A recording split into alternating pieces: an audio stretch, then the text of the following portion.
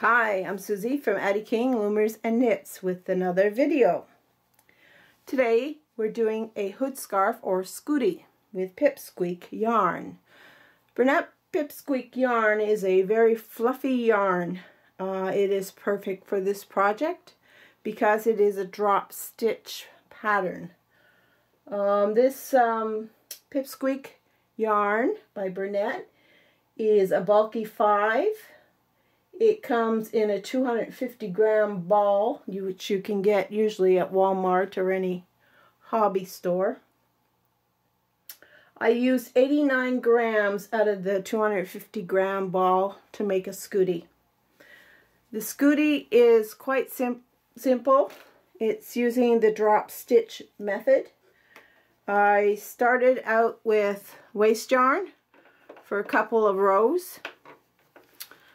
I used a bulky number 6 yarn to start with, and I'll tell you why. Because this yarn is so fluffy, it would be very hard to see the stitches, because what we have to do at the very beginning is bring these stitches up like a brim hat so that you have a nice finishing around the face. So by using a number 6 waste yarn, it sticks out, as you can see, a lot easier, and you can see the stitch above it. That's the reason why I used it. So start off with a couple of rows of waste yarn with something that is going to really pop out those stitches, because this has a bit of a fuzz, as you can see here. Okay, so you want to be able to see those stitches. Okay, so like I said, I started out with waste yarn, a few rows. Now I am doing a brim for the face of 12 rows. I've started and I'm on my 11th row. Now when doing this with this kind of yarn, it takes it quite well. I do not endorse using a very bulky yarn on this machine regularly. But if you go slow and you know how your stitches knit, okay, making sure that when this stitch is brought up, you can see, okay, it's on a lip right now. It has to drop over that lip. You've seen that in my other videos where the stitch drops. But if it doesn't drop, you have to push that stitch down to make sure it knits properly. And this is the challenge with this yarn. It's easier if you use weights, I found. Now these are dollar store clips. They have a little magnet on them, so they have a little bit of weight to them. Not a whole lot, but a little. So I put like 6. You can use claw weights if you have them. But I find if you put down weight on this, because it's a bulkier yarn, it knits quite easily. But have a little handy tool for a pick that's quite easy to get at any store. This is off of a KB loom, but you can get loom knit picks at any store usually that sells yarn craft supplies. Okay, so after you've done your waste yarn, you're going to knit 12 rows. I'm on my last row here. So I'm going to go around my last row, making sure each stitch goes down. And if it doesn't, you got to push that thing down, okay? You can do it with your fingers by pushing the material down, or use the loom pick. Keep a little bit of tension on your yarn by holding it in your left hand while you're turning your handle. Watching every stitch, and it's fine. But if you have weights down on your project, usually it's not a factor and every stitch will drop. If it gets tight because maybe you put too much tension, just yank it down. But don't leave that sticking up, because otherwise you'll get a tuck stitch, or it might even drop. And we don't want it to drop quite yet. Okay, so that's my last row. Now, remember my video on making a brim hat. What we're going to do, we're going to take the yarn out first, close this, you don't want to break it, and we're going to take those stitches that I was talking about earlier. I'm going to take these weights off. Now I've got the camera focusing close so you can see me as well. I put them on. That's the reason why it's so close up. I want you to be able to see in case you haven't seen the brim hat. Go to your first stitch. Usually it's the one with the tail where your waste yarn is. Now see the blue? Well, each one of those is a stitch above it. That is my white that I want to pick up, and I want to put over these pegs or needles. Pegs are for loom. Addi is for needles. Okay. So I'm going to take my first stitch with my loom pick and try not to get the other yarn in there. First one always is the most difficult, of course. Okay, because we're going to put it on the first black needle. Normally I would say just follow the line down, but it's kind of hard with this stuff, eh? So where is my first stitch? My first stitch is above the blue stitch. So we put that one over the needle.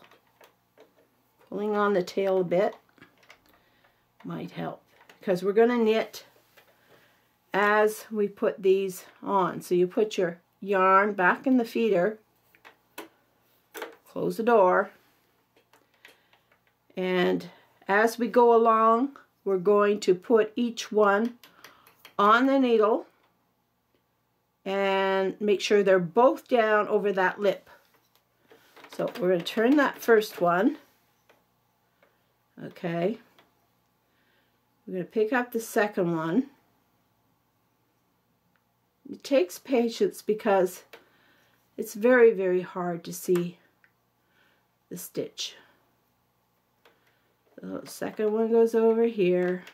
That's why I said it's better for people who have knitted hats before on an Addi, and this is not really a beginner's video, but you can learn from it.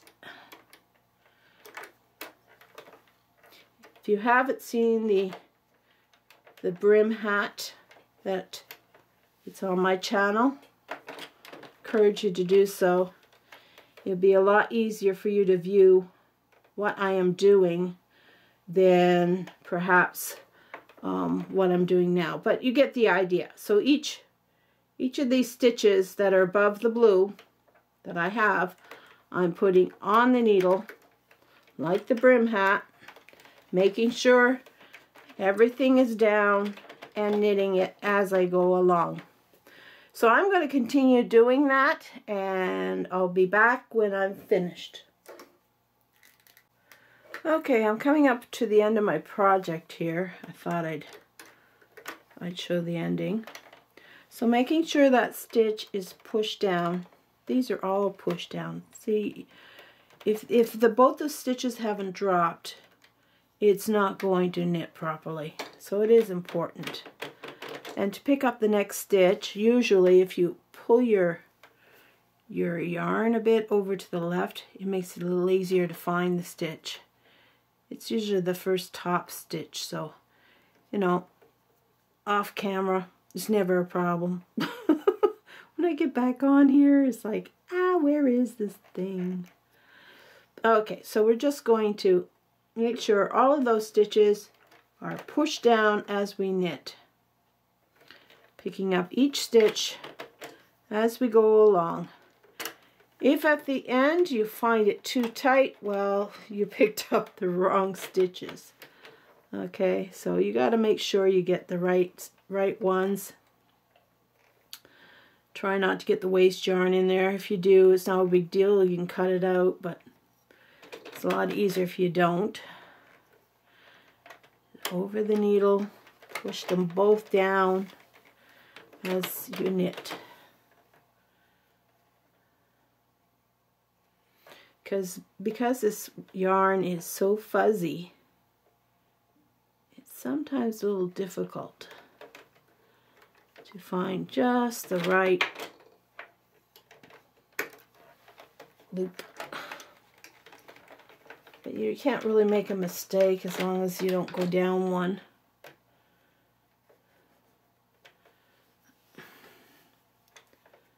So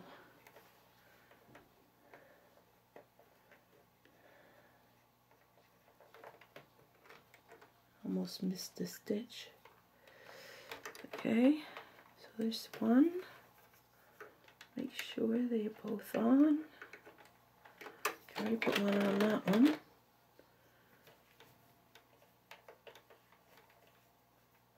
I'm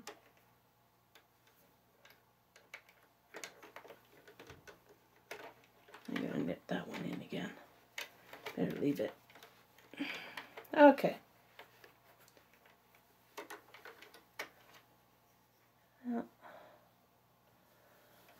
Now, once they're all on, okay, you're just going to continue for about 50 or 60 rows, depending on how long you want it. This is like a hood scarf, okay, so it's going to go around your neck and across your chest a little bit. It's and it goes over your head, of course. We'll take the waist yarn off after we've done the 60 rows. And after the 60 rows, I'll show you what to do. Okay, so just continue circular. Just make sure when you go around, okay, that these stitches are down. They're not left up here. They have to drop. Because you leave them up, okay, then it's not going to knit properly. So if it doesn't drop, push it down. Okay, you don't really need a tool to do that. The only time you really needed the tool is to put the stitches on. I mean, you could probably use a crochet hook when you're putting on the stitches. I just find the loom pick a little bit easier. See, if it gets a little tight, then just maybe go just a teeny bit back and loosen it up a bit, and it will drop. It's just the first row that's really a bugger because of the many stitches underneath it. But after the first row, it should be okay. And you can always add weight, like I said in the beginning. That usually holds down your project so it's not a problem and all the stitches go down. I'm going to do that myself because it might be a little easier. I suggest about, I don't know, 6 of these things. They're easy to clip on, as you see. You just, you know. Okay, so I'm clipping on, oops, I'm clicking on 6. You don't have to be all evenly spaced out, but the best. Now, obviously my counter is off. It's at 3, and I've only done 2. But again, I'm in a room where there's a rug, so the static in there is a little heavier, and it plays havoc on the counter. That's what throws our counters off, is static electricity most of the time. So just continue for as many rows as you like. I suggest 60. See how much easier it is when you got weight? They all drop nicely. Hold your yarn in your left hand. Give even tension. So you do those rows and I'll be right back. Hi, we're back. Okay, I've done 50 rows after my brim. I think it's plenty long. The other one I did a 10 row brim and then I followed with 50 rows. This one I'm doing 12 with 50 rows and I think that's going to be just fine. So after we've done the amount of rows you want, 50 or 60 rows, depending on how long you want it on your chest, take enough yarn so we can cast off. Alright, so you cut your yarn, feed it through the needle. Okay, now what we're going to do, take your yarn out. As we turn, we're going to drop one stitch, okay? So we won't bind off this one. We will bind off the next, okay? So let's click some. So we skip the first one, we do the second one. Okay, we skip the next one, we bind off the next one. So every other one you're going to bind off. Skip that one, bind off the next.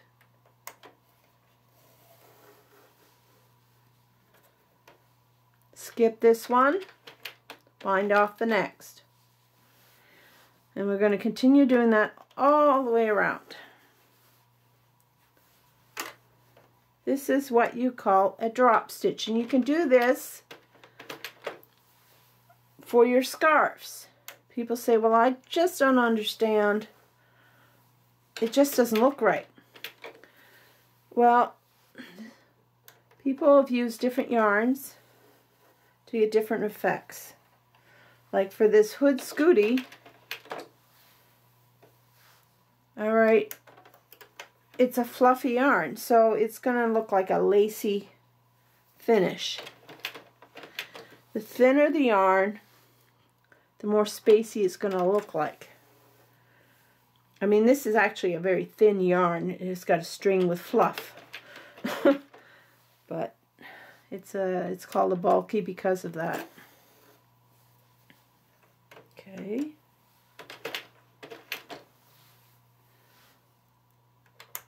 So I'll go all the way around doing this, and I'll come back.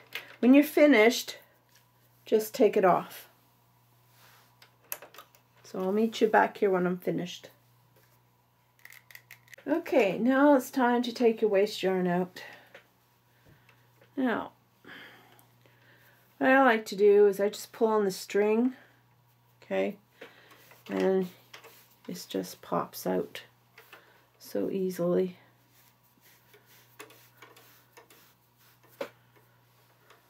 And once you get the first out, you should be able to get it all out easily.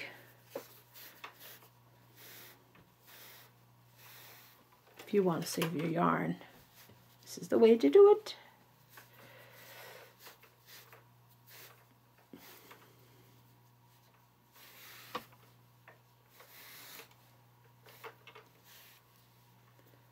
Okay.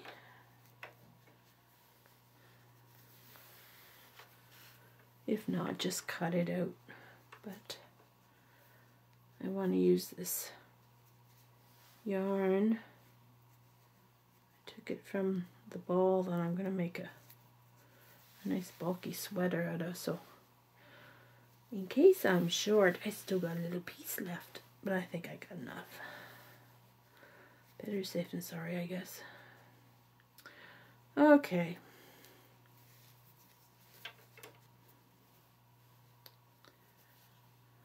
It's split. Okay, so they're all going to come out. Just pull. Pull, pull, pull, pull. Oops. Pull it all out.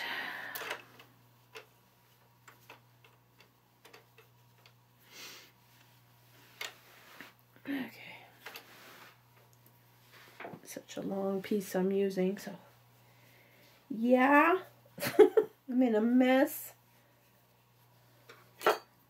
Okay. Oh well.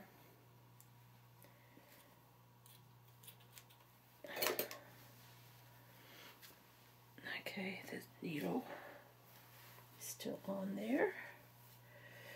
Don't need that.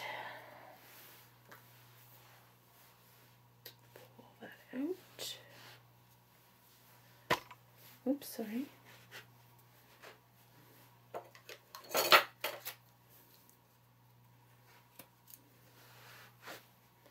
Voila, it's finally out. Okay.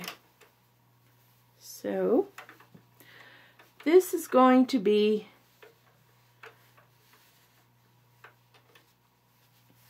the brim where your face sticks out. Okay. Right now, it's a big roll mess. Okay. Does not look very long. Trust me, it's about to get longer. Once you pull out all those stitches that you dropped, okay, and how you do that, each stitch that you dropped, you're going to pull out. Normally, you would be horrified because this happened, but this is planned. So you're going to pull each row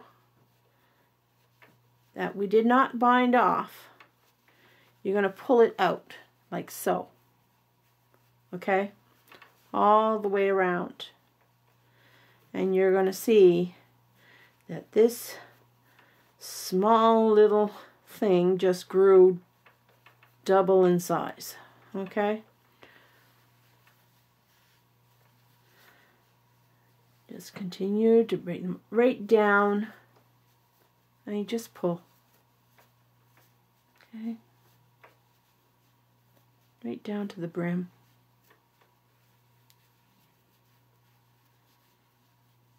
It's a little bit stubborn, yes, because of the fluff.